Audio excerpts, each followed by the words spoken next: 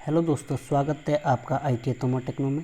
दोस्तों, आज की इस वीडियो में हम डिस्कस करने वाले हैं फिटर के प्रीवियस ईयर के BRC NRB advance exam paper के बारे में, जो कि आपके यहाँ पर 5/6/2022 को एग्ज़ाम कंडक्ट कराया गया था। यह जो पेपर है यह फिटर ट्रेड का आपका यहाँ पर पेपर रहने वाला है। तो दोस्तों, मैं सबसे फर्स्ट ऑफ ऑल आपको एक बात और क्लियर कर देना चाहता हूँ। आपके यहाँ पर BRC में 2 एग्ज़ाम पेपर होते हैं। फर्स्ट जो एग्ज़ाम पेपर होता है, प्रिलिमिनरी जो एग्ज़ाम पेपर होता है, उसमें ओनली आपको वहाँ पर क्वालिफाई होना होता है। सिलेक्शन जो आपका होता है वो इसी सेकंड पेपर यानी एडवांस पेपर के ऊपर डिपेंड करता है। इसमें आपको मैक्सिमम मार्क्स आने होते हैं। उस पेपर का मतलब सिर्फ ये होता है कि आपको यहाँ पर ये सेकंड पेपर देने के लिए क्वालिफाई होना होता है। अगर आपका वो पेपर क्वालिफाई होता है, उसके बाद आपका यहाँ पर सेकंड पेपर की जो MR सीट होती है वो चेकआउट होती है। आपका जो सिलेक्शन होने वाला है वो ओनली वन आपके यहाँ पर सेकंड पेपर के अकॉर्डिंग होने वाला है एंड सेकंड आपका स्किल टेस्ट के बेस पे होने वाला है। सो दोस्तों, यदि आप हमारे चैनल में नए हैं तो हमारे चैनल को ITA तोमर टेक्नो को जरूर सब्सक्राइब करना। वीडियो में अंत तक बने रहेगा। मैं आपके यहाँ पर सारी क्वेश्चन प्रोवाइड कराऊंगा कि कौन कौन से क्वेश्चन आपके यहाँ पर पूछे गए थे। सो दोस्तों, आइए चलते हैं। सो दोस्तों, सबसे फर्स्ट ऑफ ऑल आपसे यहाँ पर फर्स्ट क्वेश्चन में पूछा गया था। यहाँ पर दिया गया निम्नलिखित में से कौन सा मेंटेनेंस मशीन को ख़राब व ब्रेकडाउन होने से बचाता है। Very most important question. इसका जो राइट आंसर होने वाला है वो आपके यहाँ पर प्रिवेंटिव मेंटेनेंस इसका राइट आंसर होने वाला है। प्रिवेंटिव मेंटेनेंस एक ऐसा मेंटेनेंस है जिसका एक चार्ट बन रहता है। यदि महीने में 1 तारीख को फिक्स किया जाए तो हर महीने में यह मेंटेनेंस 1 तारीख को होना है तो होना ही होना है। रूटीन मेंटेनेंस की यदि बात करें तो रूटीन मेंटेनेंस आपका यहाँ पर मशीन से चिप्स वगैरह साफ़ करना, ऑयलिंग वगैरह करना, यह रूटीन मेंटेनेंस के अंतर्गत आता है। नेक्स्ट क्वेश्चन आपसे यहाँ पर पूछा गया था, वेरी मोस्ट इम्पोर्टेंट। यहाँ पर पूछा गया है फोर्जास्टिक की परिशुद्धता कितनी होती है। इसका जो राइट होने वाला है ऑप्शन नंबर बी 0.02 mm आपका यहाँ पर राइट होने वाला है। नेक्स्ट क्वेश्चन आपसे यहाँ पर पूछा गया था। यहाँ पर दिया गया है कौन सी की का क्रॉस सेक्शन एंगुलर होता है तथा कीवे और शॉप दोनों में फिट होता है। Very most important question. इसका जो आपका राइट आंसर होने वाला है वो आपके यहाँ पर ऑप्शन सी शंख की इसका राइट होने वाला है। नेक्स्ट क्वेश्चन आपसे यहाँ पर पूछा गया था 4 नंबर का। यहाँ पर दिया गया है S7R6 एक फिट है। तो दोस्तों, यह किस फिट को यहाँ पर इंडिकेट करती है, या रनिंग फिट को, पुश फिट, स्लाइडिंग फिट या फोर्स फिट। इसका जो आपका राइट आंसर होने वाला है वो आपके यहाँ पर ऑप्शन नंबर ए आपका रनिंग फिट आपके यहाँ पर राइट आंसर होने वाला है। इस रनिंग फिट को हम यहाँ पर क्लियरेंस फिट भी कहते हैं। नेक्स्ट क्वेश्चन आपसे यहाँ पर पूछा गया है क्रैंक शॉफ्ट में कौन सी बियरिंग प्रयोग की जाती है।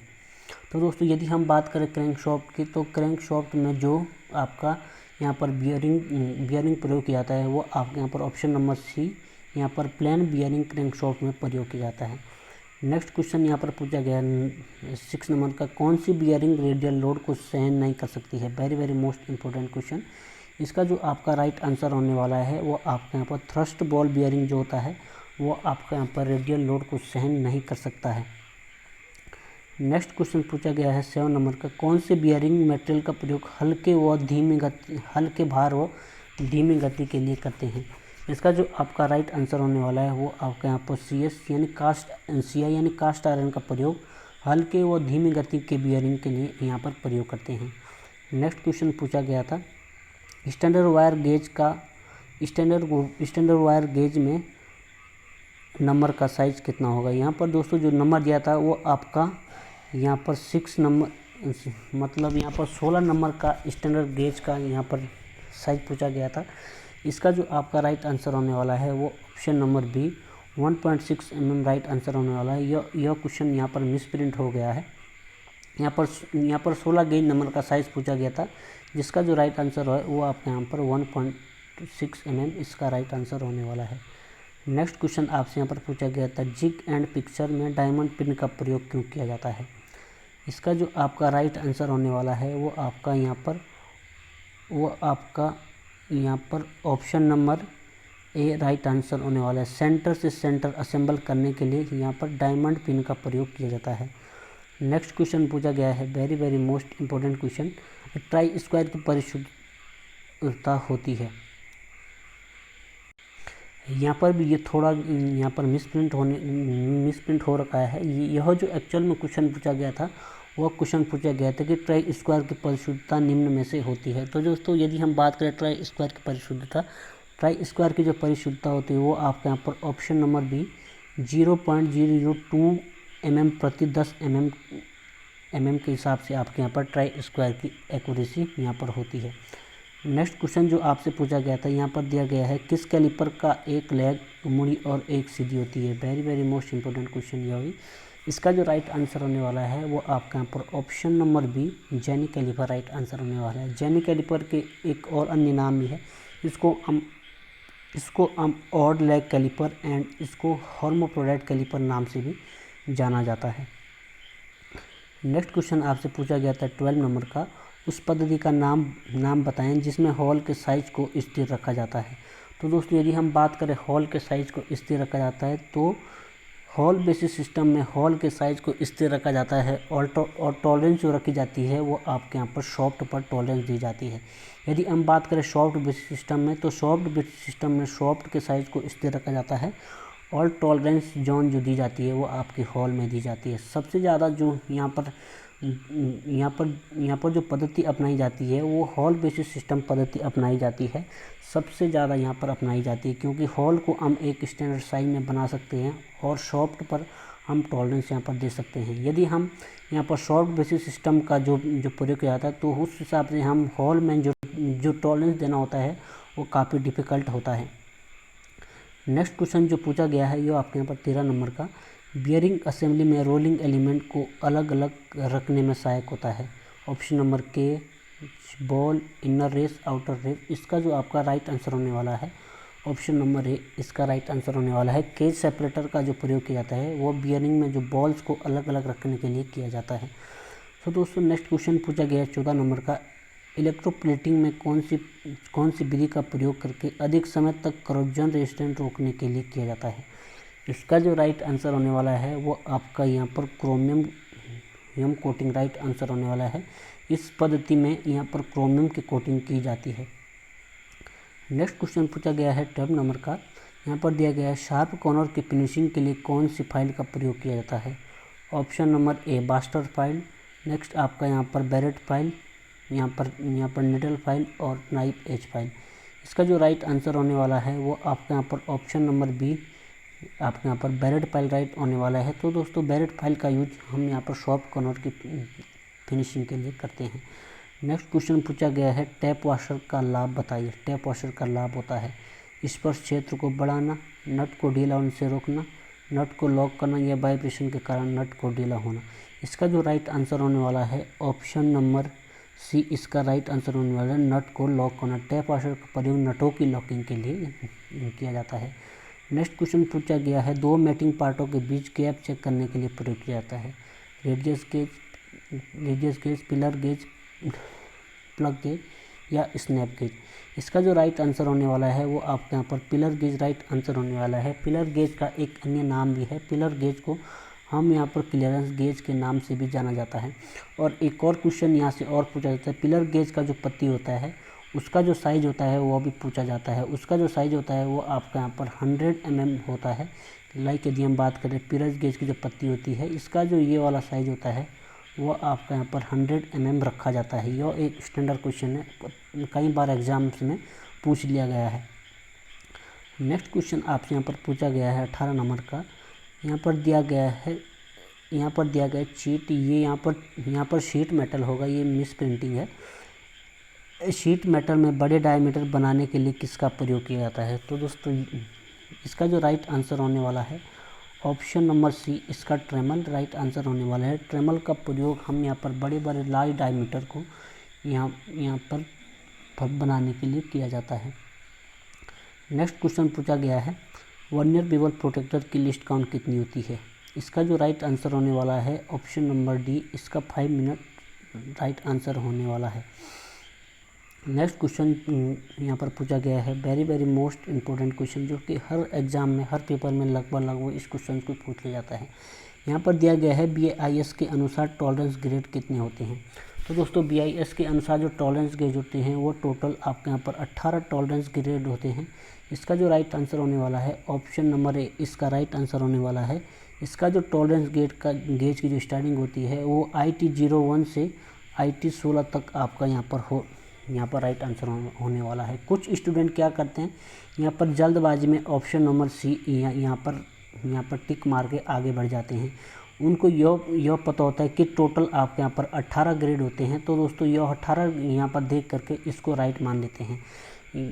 एक्चुअल में इसका जो राइट आंसर होने वाला है यह आपके यहाँ पर एक लॉजिकल क्वेश्चन भी है। यहाँ पर दिया गया है IT1 से IT16, तो 16 ग्रेड तो आपके ये यहाँ पर निकलते हैं और 2 ग्रेड आपके यहाँ से ये निकलते हैं IT01 ITO आपका यहाँ पर होता है। तो टोटल आपके यहाँ पर 16 ये है और 2 ये, टोटल आपके यहाँ पर तब 18 ग्रेड आपके यहाँ पर होते हैं। इस हिसाब से यह जो ऑप्शन है वो स्टूडेंट को कंफ्यूज करने के लिए यहाँ पर डाला जाता है। और मैक्सिमम स्टूडेंट जिनका यहाँ पर फंडामेंटल क्लियर नहीं होता है वो इसी ऑप्शन को टिक करके आगे यहाँ पर बढ़ जाते हैं, तो आपको ऐसा नहीं करना है। नेक्स्ट क्वेश्चन पूछा गया है यहाँ पर 11 नंबर का, स्पिंडल नोज में मोर्स टेपर का अनुपात क्या होता है। इसका जो राइट आंसर होने वाला है वो आपके यहाँ पर ऑप्शन नंबर बी 1:20 आपका स्पिंडल नोज पे यहाँ पर टेपर रेशो रखा जाता है। नेक्स्ट क्वेश्चन आपसे पूछ लिया गया है, प्रिसीजन मेजरिंग इंस्ट्रूमेंट किसके बने होते हैं, या एलॉय स्टील के, high carbon steel, entire steel या क्रोम स्टील। इसका जो राइट आंसर होने वाला है वो आपके यहाँ पर option number C invar steel आपके यहाँ पर राइट आंसर होने वाला है। यह जो इनवायर स्टील है जिसके यहाँ पर प्रिसीजन मेजरिंग इंस्ट्रूमेंट होते हैं, इसमें 36% आपका यहाँ पर निकल मिला होता है। तो 36% निकल मिले हुए स्टील को हम इनवायर स्टील कहते हैं और उसी के आपके यहाँ पर प्रिसीजन मेजरिंग इंस्ट्रूमेंट बनाए होते हैं। लाइक प्रिसीजन इंस्ट्रूमेंट मेजरिंग यदि हम बात करें तो माइक्रोमीटर भी इसका बना होता है और आपके यहाँ पर VS यानी वर्नियर कैलिपर वगैरह जितने मेजरिंग इंस्ट्रूमेंट होते हैं वह इनवायर स्टील के बने होते हैं। नेक्स्ट क्वेश्चन पूछा गया है स्लिप गेज से। यहाँ पर दिया गया है स्लिप गेज के साथ प्रयोग किया जाता है, क्या बिबल प्रोटेक्टर प्रयोग किया जाता है, टेपर गेज प्रयोग किया जाता है, या सरफेस गेज प्रयोग किया जाता है, या साइन बार आपके यहाँ पर प्रयोग किया जाता है। इसका जो राइट आंसर होने वाला है option number D sine bar आपके यहाँ पर स्लिप गेज के साथ यूज किया जाता है। नेक्स्ट क्वेश्चन आपसे यहाँ पर पूछा गया है, रेडियस गेज और फिलेट गेज की धातु बनी होती है। इसका जो आपका जो राइट आंसर होने वाला है वो आपके यहाँ पर ऑप्शन नंबर सी आपके यहाँ पर कठोर इस्पात से आपके यहाँ पर फिलर गेज और रेडियस गेज बने होते हैं। नेक्स्ट क्वेश्चन पूछा गया है, यहाँ पर दिया गया है पुलिंग टूल का संबंध है, क्या पुलिंग टूल का संबंध रिवेटिंग से है, या थ्रेडिंग से है, या फोर्जिंग से है, या फाइलिंग से है। इसका जो आपका राइट आंसर होने वाला है ऑप्शन नंबर ए आपके यहाँ पर रिवेटिंग से राइट आंसर होने वाला है। फोल्डिंग जो टूल होता है उसका प्रयोग यहाँ पर लीक प्रूफ जॉइंट बनाने के लिए आपके यहाँ पर किया जाता है।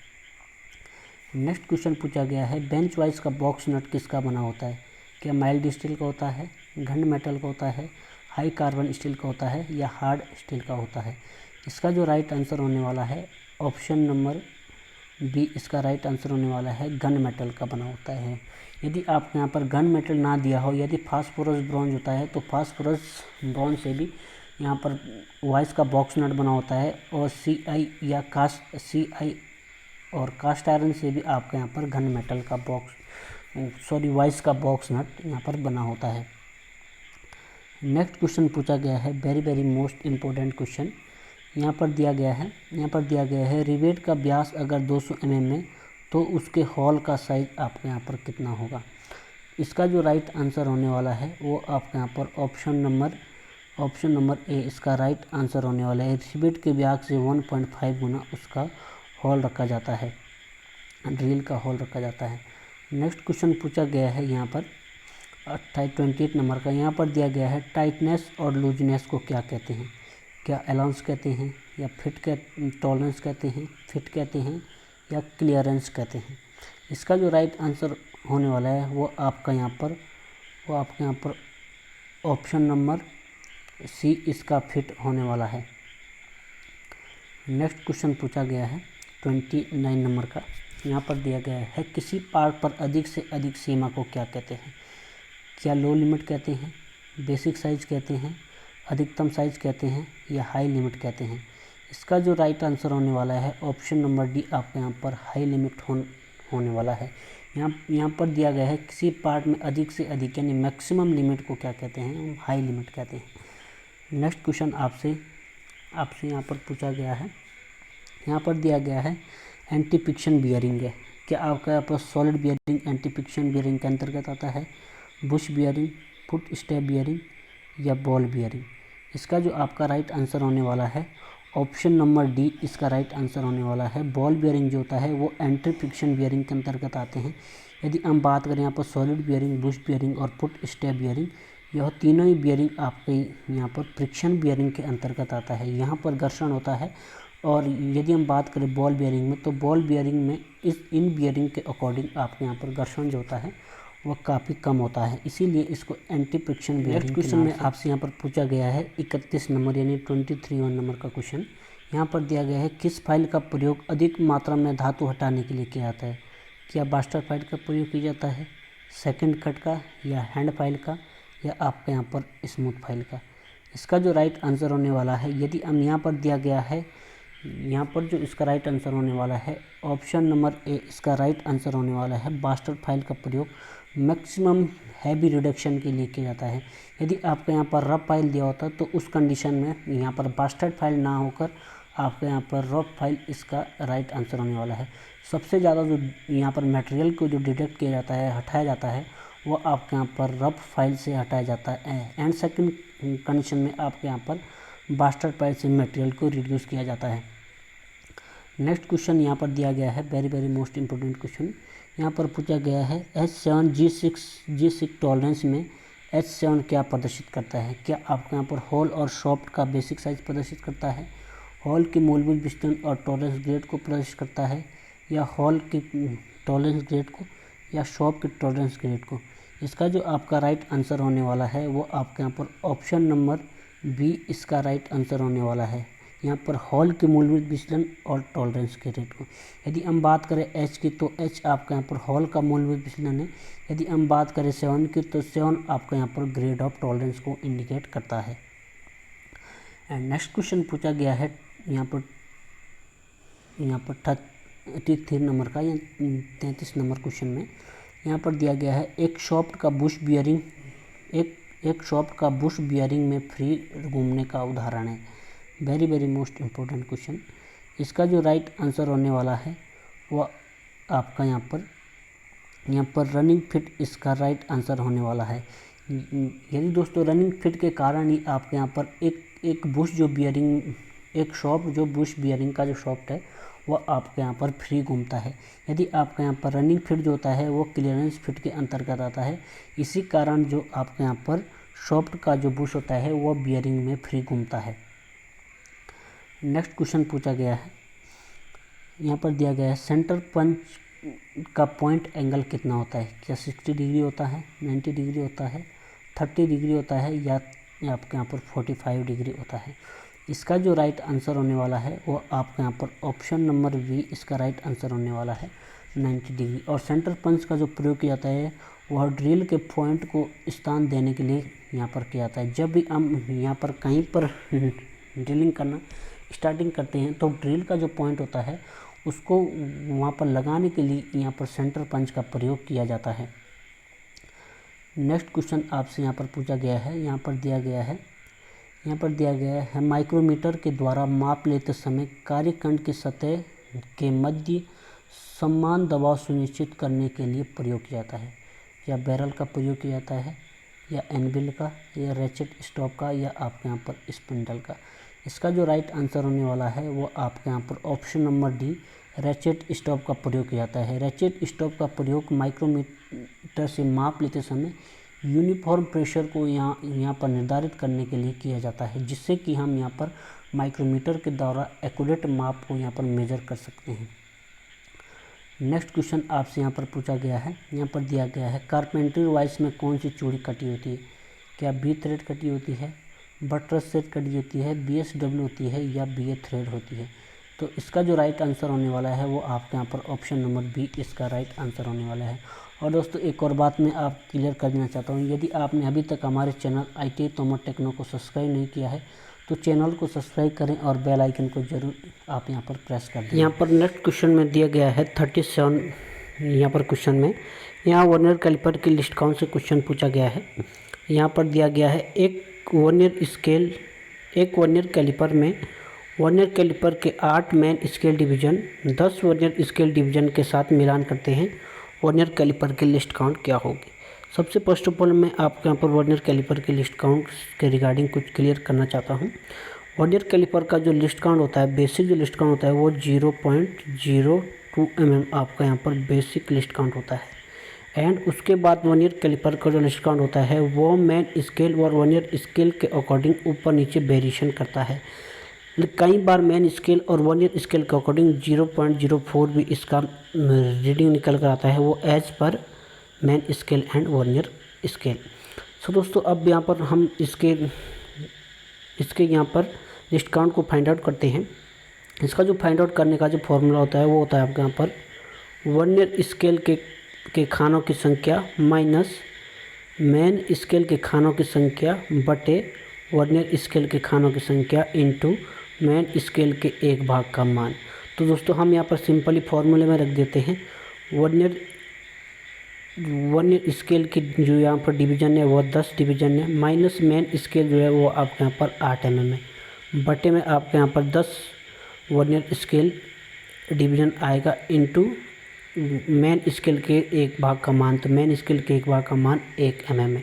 तो दोस्तों यदि हम इसको यहाँ पर कैलकुलेट फाइंड आउट करते हैं तो आपका यहाँ पर 2/10 आपका निकल कर आता है। यदि हम इसको फाइंड आउट करते हैं तो इसका 0.02 mm इसका निकल कर आता है, जो कि आपके यहाँ पर ऑप्शन नंबर सी में देखने को मिल जाता है। 0.2 mm इसका राइट आंसर होने वाला है। नेक्स्ट क्वेश्चन आपसे यहाँ पर पूछा गया है 7 नंबर का, वेरी मोस्ट इम्पोर्टेंट क्वेश्चन।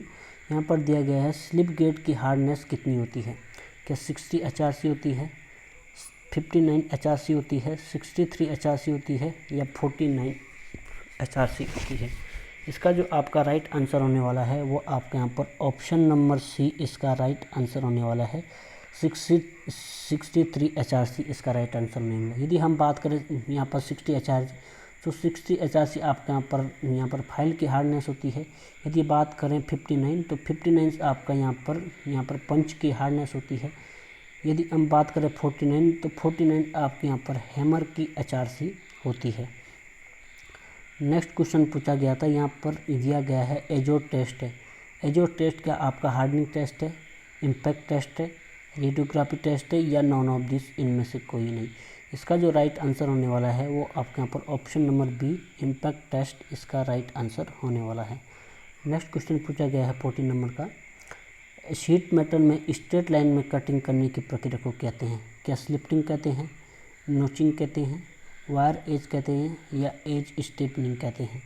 इसका जो राइट आंसर होने वाला है ऑप्शन नंबर ए इसका स्लिप्टिंग राइट आंसर होने वाला है।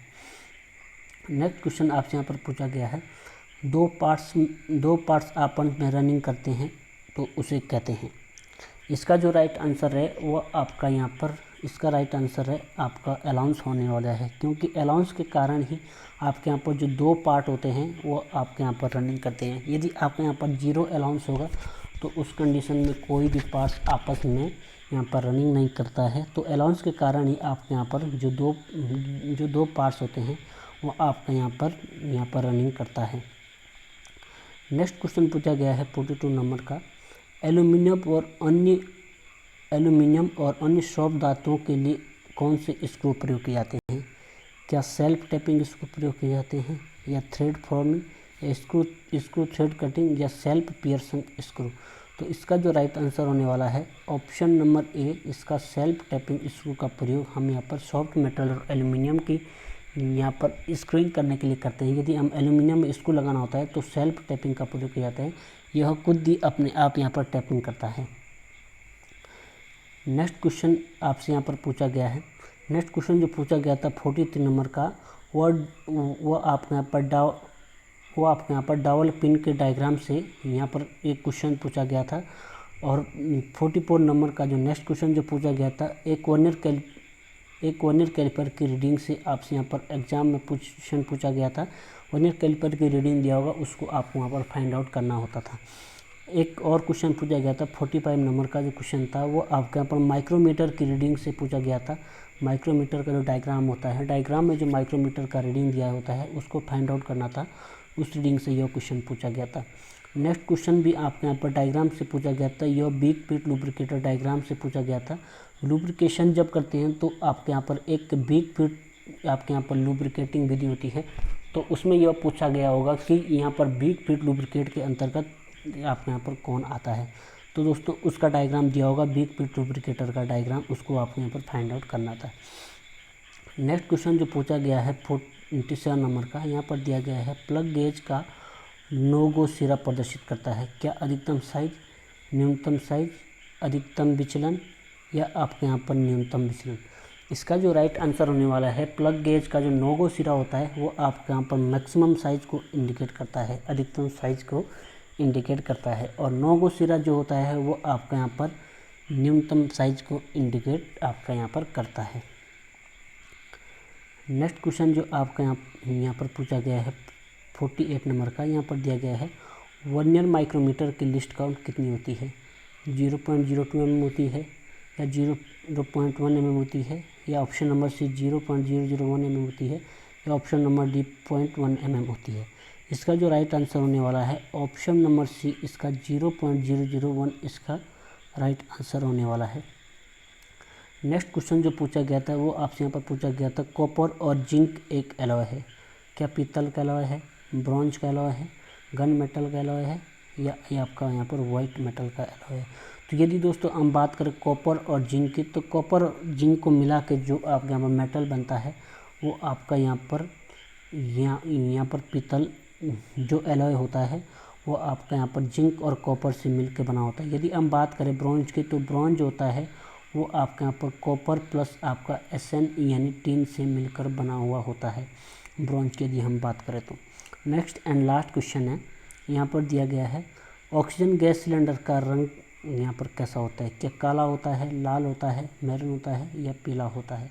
इसका जो राइट आंसर है आपके यहाँ पर ऑप्शन नंबर डी ब्लैक, इसका राइट आंसर काला राइट आंसर होने वाला है। एक और क्वेश्चन आपसे यहाँ पर कन्फ्यूजन जो क्वेश्चन है वो आपके यहाँ पर ऑक्सी एसिटिलीन का जो गैस सिलेंडर होता है उसका जो राइट आंसर होता है वो आपके यहाँ पर मैरून होता है।